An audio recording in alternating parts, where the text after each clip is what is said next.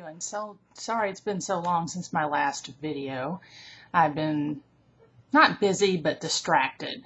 Anyway, here is the promised do's and don'ts, things to say and things not to say to your friends with mental illness. Now, most of my experience is with depression and bipolar disorder, so I'm kind of coming from that point of view, but I think a lot of these are universal. Okay, first thing, and it is sad that I have to start with this. And you find out someone that you're close to, a friend or family member, has a mental disorder, don't stop seeing them. Don't throw them out of the house. Don't stop talking to them. Don't start making up excuses to see them. Please. They are the same person you knew before. In fact, they may get better once they get on medication. There is a good chance, especially if you're talking about a person with a manic disorder, that you like them the way they are. And you don't want them to change. A lot of people find manic people to be a lot of fun because we tend to start things. You know, parties, fights, orgies, stuff like that.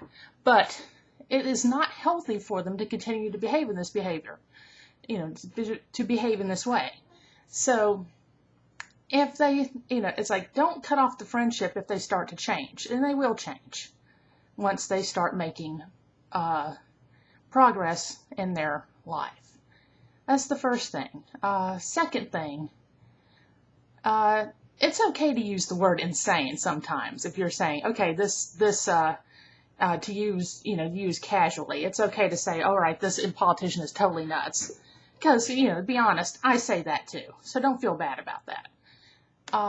One other thing, and this really drives me crazy, the use of the phrase, have you taken your meds, or are you off your meds?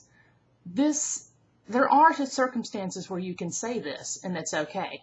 For instance, if you know this person, they call you in the morning and they seem off, or they haven't eaten that day, or they haven't slept, you can gently ask them if they remembered to take their medication as a friend, just looking after them. But if you're arguing, or if they do something silly, or if you just plain don't agree with them, saying, are you off your meds? Or did you take your meds? Is really rude, and you deserve the look they give you when you say that.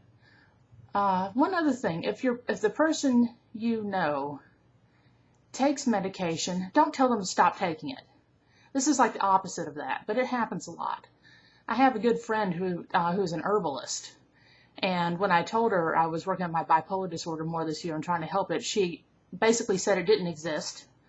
And even said, let's put quote marks around this so-called bipolar disorder, which I found really rude because she's not me and she doesn't understand what I go through, and it's my decision to take medication. Apparently she thought I had some sort of hormonal imbalance involved with my period or something like that. She didn't believe that I had anything that would be a brain chemical imbalance. I still don't understand that, but if someone makes the decision to take medication, don't give them a hard time about it. And I suppose the opposite is true, that if they make a decision not to, you shouldn't nag them about that either, although personally, it's not for me. I'm just going to say it's not for me. Another good thing, I was gonna write this out, but obviously I didn't. Be prepared for a lot of changes. Going through this thing is really hard. A lot of people have to change medications 3 or 4 times. They have to change therapists. They have to change doctors. I've always said that trying to find a good therapist is like internet dating. You just have to keep going. And so that's one thing. It's kind of hard to go through. Okay, that's things not to do for the most part, and a few things to do. Another good thing to do is make sure they get out of the house. Try to, be supportive. If they're having a bad day and they're at home alone and they're lonely, go see them, or try to get them to leave the house. Try to get them to meet you for lunch. Just a phone call would be good. Since I joined a group therapy group, which is now ended, and we got each other's numbers, and we're still calling each other and making sure we're okay. This has been a great help. Trying to keep up with everyone, and we try to make lunch dates and stuff like that. And it's really, like I said, it's really good to be with people, especially who know what you're going through.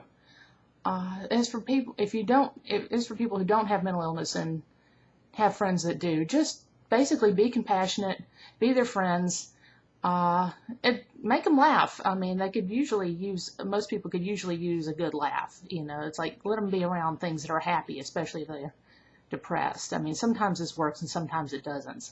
Some people can't even get up the energy to watch a funny movie, but every now and then it's worth a shot.